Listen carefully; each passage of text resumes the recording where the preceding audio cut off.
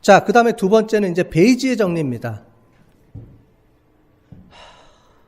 통계학에서 이렇게 뭐가 많이 나오죠, 룰이. 우리 지난 시간에 엠피리컬 룰, 체리셰프의 정리, 뭐 이런 것도 배웠고, 오늘은 뭐 베이지의 정리, 아까 전에 조건부 확률, 이런 얘기가 나왔어요. 자, 절대 식을 외우라는 거 아닙니다. 왜 그걸 써야 되는지에 대한 이유를 찾아서 왜 그렇게 계산이 되는지에 대한 논리를 이해하는 거예요. 지금부터 하는 거는. 자, 베이지 정리라는 거는 사전 확률과 사후 확률이라는 거예요. 이게 아까 전에 제가 얘기했던 그 문제입니다. 아까 전에 암에 걸렸을 때 테스트 나왔던 게 90%라면 테스트를 했는데 암에 걸릴 확률을 물어볼 때 반대로 똑같이 대답하는 경우가 있었죠. 자, 그런데 뭐라 그랬어요? 조건부 확률에서는 베이스가 뭐냐에 따라서 확률이 틀려져요? 바뀌어요? 안 바뀌어요? 여기 보는 것처럼. 바뀌죠. 근데 우리는 같다라고 생각하잖아요, 항상. 그냥 B만 놓고 보죠. 그런데 확률이 바뀌는 겁니다. 자, 그래서 그거를 한번 보도록 할게요. 무슨 말이냐면, 자, P의 A를 알 경우에, 그러니까 A 조건의 B일 확률과 B일 조건의 A일 확률은 같다, 틀리다? 같다, 틀리다? 틀리다. 베이스가 틀리잖아요. 근데 우리는 여태까지 그거를 혼동해서 같은 걸로 이해를 하는 거죠. 자, 보니까 뭐 조건부 확률에 대해서 어렵게 나오죠? 자, 이런 것들을 다 논리적으로 설명하기 위해서 수식을 이용해서 뭐 합집합, 교집합 이런 거를 배운 거예요. 근데 그런 거를 우리가 여기서 하려는 건 아니니까 다 넘어가시고, 이게 어떻게 되는지만 한번 보도록 하겠습니다. 즉 뭐냐면, A일 경우에 B일 확률일 경우에는 이렇게 된다는 거죠. 전체가 베이스가 A니까 A분의 A 교집합 B인데 A 교집합 B는 이렇게 우리가 풀어서 쓸 수가 있어요. 요 확률 곱하기 요 확률이고요. 반대로 이렇게 되면 이렇게 나옵니다. 자, 그래서 모를 때 이렇게 계산이 된다라는 건데, 자, 암만 식을 갖고 설명해줘도 모르죠. 그러니까 우리는 항상 사례를 들어서 설명하면 이해가 됩니다. 자, 여기 보도록 하겠습니다. 아까 전에 얘기 나온 거예요. 자, 40, 50대 여성이 유방암에 걸릴 확률은 0.8%예요. 자, 그런데 유방암에 걸렸을 때 유방 조영술을 통해서 양성 반응으로 나올 확률이 90%나 됩니다. 당연하겠죠? 그 질병이 있으니까. 그런데 항상 테스트는 정확한 게 아니기 때문에 유방암이 아니더라도 이 테스트에서 양성일 확률은 7% 정도 된다고 합니다. 자, 이랬을 때 김 여사가 테스트를 한번 받아봤어요. 그랬더니 양성이라고 나왔네요. 의사가 난리가 났습니다. 당신 암에 걸렸다고, 90% 이상 암에 걸렸다고, 빨리 치료받아야 된다고 라고 말할 수 있을까요? 없을까요? 라는 문제예요. 대부분의 경우는 맞는 얘기 아니야 이렇게 생각하죠. 테스트를 받았더니 양성이에요. 그럼 아까 전에 90%라고 했었잖아. 암에 걸렸을 때 양성일 확률이. 자, 그런데 이런 거 아까 전에 우리가 조건부 확률이 있었죠. 암에 걸렸을 때 테스트하는 거와 테스트했을 때 암에 걸릴 확률은 같다, 틀리다? 틀리다. 이제 이해가 되시죠? 조건이 틀려진 거예요. A일 때 B일 확률하고 B일 때 A일 확률하고 틀리다는 얘기예요. A 조건일 때 B와 B 조건일 때 A는 틀린 건데 우리는 여태까지 같은 거라고 이해하고 있었죠. 근데 우리가 식으로 계산해 봤더니 아까 전에 예를 들어봤잖아요. 전혀 다른 얘기였다는 거죠. 그래서 여러 가지가 있어요. 이렇게 얘기를 합니다. 어떤 의사는 10%라고 얘기해 주는 사람도 있어요. 자, 밑에는 한번 숙제로 내줄까요? 이거는? 이게 똑같은 내용입니다. 자, 이걸 어떻게 계산하느냐 볼게요. 자, 식을 가지고 먼저 해보겠습니다. 식을 가지고. 근데 대부분 잘 이해 못 하실 거예요. 그래서 식이 아닌 걸 가지고 뒤에 실제 데이터를 넣어서 한번 제가 보겠습니다. 일단 식으로 계산해 볼게요. 제가 수학적인 걸로 어떻게 증명하는지. 자, 유방암에 걸릴 확률이 A라고 했을 때 P의 A는 뭐냐면 A가 걸릴 확률은 아까 전에 0.8%니까 0.008이죠? 퍼센티지라고 그랬잖아요. 그래서 0.8%니까 0.008이에요. 자, A를 암에 걸렸을 때라고 그랬죠? 암이 걸렸을 때 유방 조영수를 B라고 했을 때 포지티브일 경우에는 어떻게 돼요? A일 때 B일 확률이죠? 즉 A, 암에 걸렸을 때 양성일 확률입니다. 그랬을 때는 P의 A분의 A 합집합 B예요. 이게 어떻게 돼요? 0.9라는 말이죠. 90% 이상 된다는 거죠. 자, 유방암이 아닐 때를 A'이라고 해봅시다. A'일 때 유방 조영술이 B일 확률도 아까 전에 해봤더니 0.07이 나왔어요. 지금 아까 전에 글로 다 써준 거예요. 그랬을 때 우리는 이거예요. B일 때 A일 확률을 구하려면 이렇게 계산이 돼야 됩니다. P의 B, 즉 어떻게 돼요? 포지티브일 경우일 때 A 합집합 B일 경우를 계산해야 되는데 위에는 계산할 수 있어요. 여기에 나와서. 근데 문제는 우리는 P, B를 모릅니다. 근데 우리는 안 것처럼 여태까지 계산을 했던 거죠. 의사들이. 자, 이거를 계산하는 방법이 이렇게 계산이 됩니다. 어떻게 되냐면 전체 중에 A'이라는 걸 이렇게 계산해서 쭉 나오죠. 해서 10%가 나왔대요. 헷갈리죠? 뭐냐면 전체 중에 A이면서 유방암일 때와 유방암이 아닐 때를 계산해서 막 하는 공식이 있어요. 근데 이거는 이제 통계학 전문가가 하는 방식들이고, 자, 우리가 하는 일반적인 사람들이 하는 걸 보도록 하겠습니다. 자, 요 표에 보시는 것처럼, 자, 가정을 해봅시다. 여성이 1000명이 있었어요. 1000명이라고 가정해 봅시다. 아까 전에 유방암일 확률이 몇 %라 그랬죠? 일반 여성 중에서 유방암이 당첨될 유방암일 확률은 0.008이죠. 10,000명 중에 80명이라는 소리예요. 그러면 정상인 사람은 9,920명은 정상이라는 소리네요. 맞죠? 자, 그런데 유방암 중에서 이 사람을 테스트해 보면은 몇 %가 양성으로 나와요? 이 사람 중에 90%죠. 그렇지 않은 사람이 18명. 그러니까 유방암인데 암에 걸렸는데도 암 테스트에 네거티브로 나올 사람은 10%니까 8명 되는 거죠. 자, 정상인 사람 중에서도 암의 테스트에 양성 반응이 나올 확률이 몇 %죠? 아까 전에 7%라 그랬잖아요. 되죠? 나머지는 건강하면서도 비정상으로 나올 사람이 9,226명이나 되네요. 이렇게 따져보면 어떻게 돼요? 우리는 A이면서 B일 거를 보는 게 아니고 B면서 A일 거죠. 자, 그러면 포지티브만 봅시다. 그럼 이 사람을 더한 게 전체죠. 즉, 양성 반응이 나온 사람은 유방암이면서도 양성 반응일 거와 건강한 사람 중에서도 양성 반응일 이 개수니까 어떻게 돼요? 72 더하기 694분의 몇 개예요? 72명이 양성 반응일 때 암일 확률이죠. 자, 이렇게 계산해 보면 어떻게 돼요? 766분의 72에서 9.39%가 나오는 거예요. 10% 정도 된다는 거예요. 90%가 아니고 10%라는 소리예요. 우리는 근데 대부분 어떻게 돼요? A이면서 B일 확률을 B이면서 A일 확률하고 동일시하는 오류에 빠져 있는 거죠. 이거는 여러분들이 아니고 거의 대부분이 그렇다는 거예요. 이게 어디 나오냐면 뉴욕타임즈에 나온 사례입니다. 뉴욕타임즈에서 일반 의사들을 대상으로 조사를 해봤더니 의사들 중에 몇 %가 이거를 알고 있을 것 같으세요? 응? 의사들이면 다 알고 있을 것 같죠? 아니에요. 의사들도 물어봤더니 절반은 모르고요. 절반은 알고 있다 그러더라고요. 그러니까 절반이 오류를 범하고 있는 의사들이라는 거예요. 미국에서도. 조사를 해봤어요. 여기 보면 나오죠? 뉴욕타임즈 2010년 4월 25일 날 나온 사례입니다. 실제 데이터예요, 이거. 실제 사례예요. 자, 이해가 되셨죠? 뭐냐면 우리는 A일 조건일 때 B를 가지고 B일 때도 A일 것이라는 걸 동일시한다는 거예요. 조건부가 틀린데. 이 원리에 의하면 바뀔 수 있다는 거예요. 당연히. 그러니까 그런 부분을 명확하게 해서 이제 병원 가서 당신 독감일 걸릴 확률이 높으니까 주사 맞으세요. 그러면 잠깐만요. 퍼센테이지 계산해 봅시다. 이렇게 따지고 들어가야 돼. 전체 중에 독감 걸릴 확률과 독감에 안 걸릴 확률을 계산해서 내가 양성일 경우의 확률을 계산해서 해야 되는 겁니다.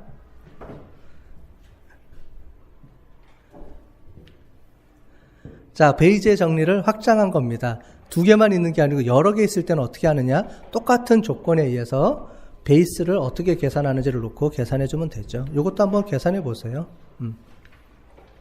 자, 무슨 말인지 이제 이해가 되시죠? 그냥 우리가 여태까지 알고 있었던 조건부 확률이라는 게 어떻게 활용이 되고 우리 실생활에 어떻게 접근이 되어 있는지를 여태까지 사례를 들어서 이렇게 계산해 본 적이 없었다는 거죠. 그냥 단순하게 계산만 하다 보니까 이게 왜 쓰는지를 잘 모르는 거죠. 그죠? 이렇게 실제 사례들이 많이 발생하고 우리 주변에 이런 조건부 확률을 잘못 계산하는 사례들이 무지 많아요. 그러니까 잘 보시고 여러분들이 그걸 잘 정리해서 저게 틀린 사례구나, 저건 틀렸구나, 맞구나 이걸 잘 판단을 하셔야 됩니다. 여러분들 어저께인가 신문에 뉴스에 나오는데 여러분들 사전조사에 몇 퍼센트를 믿으세요? 어저께인가 뉴스에 나오더라고요. 우리가 하는 신문지상에 또는 방송에서 발표된 사례 중에 거의가 아니고 대다수가 믿지 못하는 그런 통계 분석 전문가들에 의해서 분석돼서 나온다는 보고가 있더라고요. 그러니까 조작하는 거죠. 내가 당선되려고 여론조사를 하는 그런 사례들이 많다고 합니다.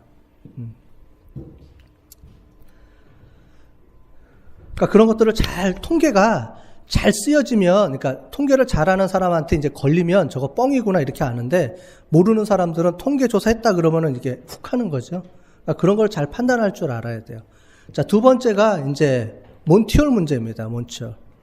그래서 미국 TV쇼에서 진짜 이 사람이 몬티올이라는 사람이에요. 이 사람이 자기가 사비를 들어가면서 뉴스쇼를 진행했는데 어떻게 했냐면 뒤에 차 한 대, 염소 2마리를 갖다 놨습니다. 그리고 이 안에 넣어놓은 거예요. 그래서 방청객 한 명을 불러서 이 중에 문 중에 하나를 선택하라고 합니다. 여러분들도 아무거나 하나 선택해 보세요. A, B, C 중에. 자, 그러면 만약에 아까 전에처럼 A를 선택했어요, 제가. 그러면 여기가 차가 있든 어쨌든 세 문 중에 차가 한 대가 있고 2개는 염소잖아요. 만약에 여기가 차가 있다고 해봅시다. 그럼 내가 이 문을 열어줘야 되죠? 나는 알고 있으니까. 차가 없는 문을 무조건 한쪽을 열어줘야 돼요. 둘 중에 하나를. 만약에 2개가 염소가 있다 그러면 아무 문이나 열어둬도 되고, 둘 중에 차가 있으면 그 중에 그걸 빼고 하나의 문을 열어주는 거예요. 나는 아는데 상대방은 모르죠? 그죠? 그랬을 때 물어봅니다. 바꾸시겠습니까? 그러면 대다수 여러분들 다 아실 거예요. 문이 2개뿐이 없으니까 확률은 2분의 1입니다. 아무거나 선택 하나 똑같아요. 내가 뚝심으로 밀고 갈 거냐? 나는 바꿀 의사가 있느냐? 이거에 따라서 마음이 바뀌는 거지 확률적인 의미는 없다라고 대다수의 사람이 생각을 하는 거예요. 자, 그런데 이 문제를 내서 실행을 했더니 미국의 천재, IQ가 180이랍니다. 그 사람이 이 문제를 풀었어요. 확률적으로. 확률이 아니고 휴리스틱하게. 휴리스틱이라는 말은 우리말로 번역하면 노가다로. 다 계산을 하는 거예요. 이런 식으로. 증명하는 게 아니고 다 계산을 해서 그러니까 생 노가다를 하는 거죠. 계산해 봤더니 바꾸는 게 확률이 더 높다라고 신문에다가 공표를 했어요. 그래서 이 쇼가 없어졌습니다. 그 다음부터. 진짜예요. 이건 진짜 실제 일어난 사건이에요. 사람들이 분분하죠. 왜 이게 일상적으로 생각하는 우리가 논리적으로 판단하는 2분의 1이 아니지? 왜 2분의 1이 아닐까? 라는 거를 그 천재 그 사람이 증명을 했어요. 그 다음부터 수학자들이 그걸 증명을 했습니다. 근데 수학자들이 증명하면은 당연히 어렵겠죠? 왜요? 공식으로 증명하니까. 제가 뒤에 보면은 여러분들 우리 저희 PPT 뒤에 보면은 수학 공식이 막 나온 게 있어요. 제가 그거 작성하느라고 얼마나 고생했게요. 그죠? 나름. 근데 그거를 설명하면 여러분들이 못 알아들을 거 아니에요. 그죠? 그래서 뒤에 그림으로 설명한 게 있어요. 그걸 한번 보도록 하겠습니다. 왜 그런지. 자, 이렇게 선택하는데 어떻게 선택하느냐 한번 보겠습니다. 이거예요. A일 확률과 A일 확률은 2분의 1이에요. 3분의 1. 똑같이 문 3개 중에 하나니까. 그런데 B를 선택한 다음에 A를 선택할 확률이 틀리다라는 거죠. 아까 전에 조건부 확률을 봤잖아요. 그냥 A와 B일 때 A일 확률은 틀리다라고 배웠죠. 그거를 이용을 하는 겁니다. 자, 보면은 뭐 여러 가지가 막 나와 있죠. 자, 이거는 배우고 싶지 않겠죠? 넘어갈게요.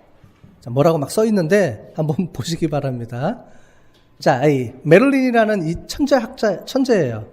이 사람이 사설을 쓰는데 어떤 사람이 거기다가 문제를 낸 거예요. 몬티올이라는 프로그램이 있는데 이 프로그램에서 이렇게 하는데 나는 바꿔야 돼요? 안 바꿔야 될까요? 라고 이 사람한테 편지를 보낸 거예요. 그랬더니 이 사람이 그거를 이렇게 증명을 했어요. 그리고 답장을 신문에다 띄운 거예요. 그랬더니 이 사람들이 이걸 보고 어떻게 했겠어요? 바꿨겠어요? 안 바꿨겠어요? 다 바꿨어요. 확률이 3분의 1 대 3분의 2입니다. 우리가 알고 있듯이 2분의 1이 아니에요. 왜 그런지를 증명한 거예요. 자, 볼까요? 자, 휴리스틱 한다라는 건 무슨 말이냐? 다 해보는 거예요. 자, 문이 A, B, C 문이 3개가 있다 그랬잖아요. 자, 첫 번째 문에 자동차가 있어요. 내가 여기를 선택했어요. 그럼 어떻게 돼요? 자, 고스트죠? 이 둘 중에 아무거나 열어주면 어떻게 돼요? 그대로 유지하면 어떻게 돼요? A를 골랐을 때 그대로 유지하면 차를 선택하죠? 그렇지만은 바꿨을 때는 어떻게 돼요? 스위치를 했을 때는 어떻게 돼요? 염소를 선택하게 되죠. 자, 그런데 차가 여기 있어요. 내가 A문을 선택했어요. 그럼 어떻게 돼요? 사회자는 두 문 중에 뭘 열어줘야 돼요? 얘를 열어줘야 되죠? 얘를 열어주면 큰일 나잖아. 여기 차가 있으니까 무조건 얘를 열어줄 수밖에 없어요. 나는 바꾸죠? 윈이에요? 아니에요? 차를 받죠. 자, 여기를 선택했어요. 차가 여기 들어가 있어요. 여기 선택하면 사회자는 둘 중에 뭘 열어줘야 돼요? 무조건 두 번째 문을 열어줘야 되죠? 바꿨어요. 어떻게 돼요? 차를 선택했죠. 어떻게 돼요? 3분의 1 대 3분의 1, 3분의 1, 요 두 개는 내가 윈이잖아요. 그러니까 3분의 1 대 3분의 2예요. 2분의 1이 아니에요. 여태까지. 이해되셨어요?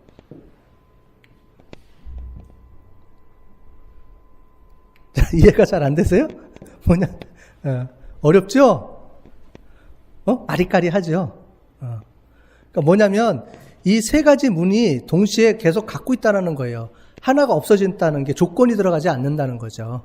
그랬을 때 이렇게 갔을 때 이렇게 조건이 들어갔을 경우에는 이렇게 그대로 유지가 되면서 이렇게 진행된다는 거예요. 자, 이거를 이렇게 가봅시다. 제가 조금 전에 얘기했던 거를 그림으로 보여주는 거예요. 자, 얘를 선택하든 뭐든지 상관없겠죠? 자, 여기 자동차가 있는데 내가 여기를 선택했어요. 두 개의 고스트가 있죠? 그랬을 때 바꾸면 어떻게 돼요? 얘를 바꾸든 바꾸면은 무조건 탈락될 확률이 3분의 1이죠? 그죠? 근데 얘가 있어요. 얘를 선택했어요. 그러면은 어떻게 돼요? A를 선택했을 때 어떻게 돼요? 자, 내가 2번 문을 선택했을 때 어떻게 돼요? 이 문을 열어줄 수밖에 없죠? 그럼 내가 옮겨 타죠? 그러면 무조건 차를 받는 거죠. 얘도 어떻게 돼요? 무슨 말이냐면은 사회자는 내가 차를 선택했을 때는 차를 선택할 확률이 어떻게 돼요? 처음에 3분의 1이죠.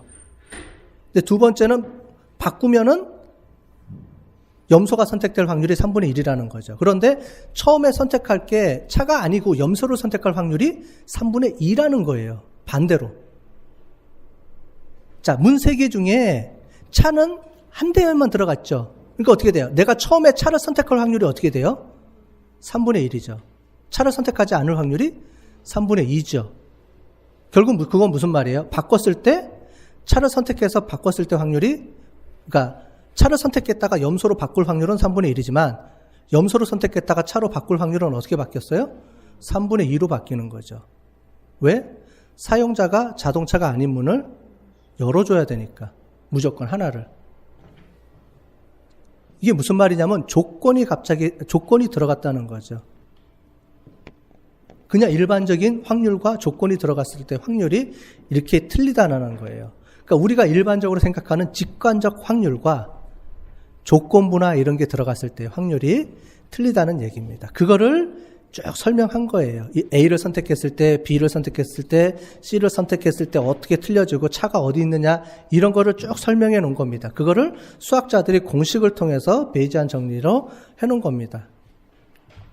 뒤에 보면은 이런 것들이 쭉 있어요. 한번 보시고 그거를 수학자들이 이렇게 쭉 설명을 해놓은 겁니다. 어렵죠?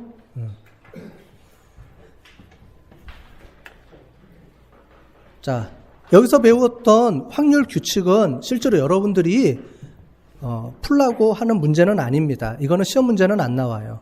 앞에 확률에 대한 카운팅은 제가 시험 문제 낼 건데 이 확률 규칙은 시험 문제에 안 낼 건데 우리가 여러분들이 수학 시간에 배웠던 뭐 여러 가지 조건부 확률이라든가 뭐 교집합, 합집합, 조건부 확률 이렇게 쭉 넘어오면서 계산만 했던 내용들이 실제로는 우리 실생활에 접해져 있는 문제라는 거예요. 그걸 모르고 우리가 이게 조건부 확률인지 이게 베이지안 정리인지 이런 걸 모르고 우리가 여태까지 살아왔던 건데 여러 가지 사례를 보면서 우리가 생각했던 여태까지 직관적으로 생각했던 확률이 여러 가지 오류를 범할 수 있다라는 거를 설명을 좀 드리는 겁니다.